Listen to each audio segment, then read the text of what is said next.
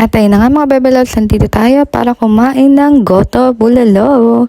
O, diba? Hindi ka talaga titigil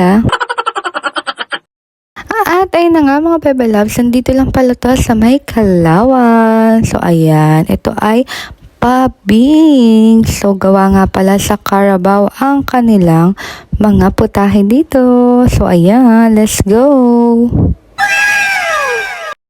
At ayan mga Bebe Loves, so pumasok na nga tayo dito at tamang pa-picture muna dito. O, diba? Pak, ganun.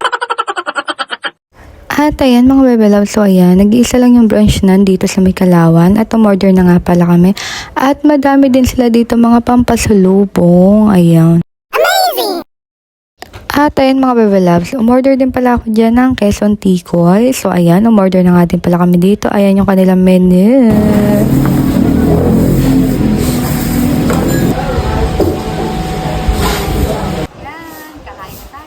Ito yung kanilang overload ata, purong laman.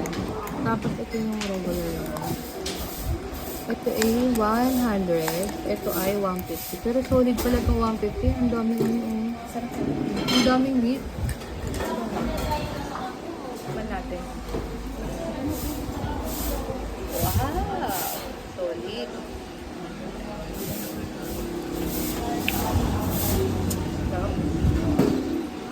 Dinadayo sila.